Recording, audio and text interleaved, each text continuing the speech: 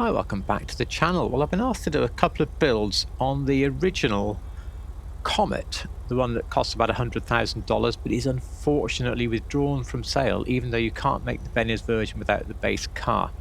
So you have to wait for it to come up, and it wasn't that long ago. I think it was only a couple of months ago, so there may be a little wait for it to come up again. You've probably got one though.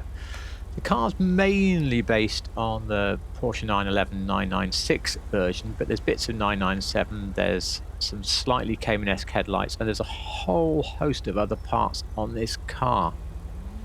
So we do have to have a little imagination, because there's also not a huge amount of tuning parts. Now this build that's on the car you've already seen. This was a competition car that was being delivered to the or it's ready for the next owner, so it didn't have a livery on it. And that was handy because there's no liveries for this car, so almost a bit of a cheat build, so I could get it into my competition car garage at the time. And I did like the simplicity of this very light grey, which I think was a crew colour, you can look it up, and these orange, I think they're hyper fresh wheels. I thought it made rather a nice look. But it's time now for a change. The car I've selected to make is a 996 version GT3 Clubsport, but it's in the very rare and very gorgeous Zanzibar red, which is best described as a deep orange with a hint of copper, bordering therefore on a red. I think cars like this that don't have too many options and that perhaps don't look quite as real as they should, if you can get the right paint and wheels on them, you can carry off a lot. Just looking at what's available on the car as well as building it, there's not a huge amount. So for the front bumper, you can have it stock, a splitter with one canard, and a splitter with two canards. It's a bigger splitter. I actually want a splitter with no canards, but I think in the spirit of the car we're building, I will accept one canard in order to have the splitter. No rear bumper options at all, which is handy because, it doesn't look as good as it could. The car we're building has sort of four pipes. They're merged together. The nearest we can get, I think, is the dual shotgun. For the lights, we're going back to 1996. Well, I remember having a 1997 car once where I retrofitted some xenons, so I think we could put xenons in. May as well have your plate, and I think we'll go for a dark coloured plate because of the car we're going for. For the respray, I actually had to play with this as a crew colour. It was the most epic fail, and it's not on GTAcolours.com. So I looked in the standard colours because I'm sure a lot of people don't always want a crew colour. I try to mix it up a little bit with what I do. And I think if you just go in here and you take, where is it? Blaze red, boom. You look at the pearlescent you got for free, sunrise orange. That is so close to Zanzibar red. It looks really, really good. And it was so easy to achieve. So that's fantastic. There's only primary colour, no interiors, anything like that.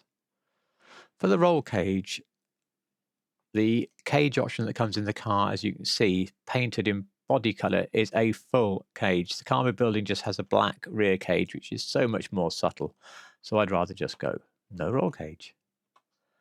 The spoiler, we only have three choices on this car. This wild one, which has very few uses apart from race cars, this high level one, and the stock, which is also high level and has these sort of intakes like you might see on an RWB. So I think we would just take the high level spoiler here. For suspension, the car we're looking at is very low. The tops of the tyres are disappearing inside the arches, but you look how small the range is here. You could pick almost anything. I think for argument's sake, I'll take street suspension. For the wheels, a shape that so often works on these cars, and it works on this one, is the Super G in the high end. This wheel here, you can see how these shapes are so close. Great wheel. I could, of course, just fit this wheel now and paint it alloy, but alloy looks like a horrible, dull grey. It looks like the wheels haven't been washed for about 4 months in a British winter. So I don't like it. I'd rather go too shiny than not shiny enough. So for me, chrome Super Gs, a little bit shiny, but they really carry the car off extremely nicely. And then we have to choose the window tint, and I would say the windows are so lightly tinted, almost not tinted at all on the car we're building, that we'll stay with none. So with an extra canard admittedly, this completes our build of a Zanzibar Red Porsche 911 GT3 Clubsport. I think it looks really good, and I do prefer it to the car that I built it on, and it gives me a space in my competition garage. Wow.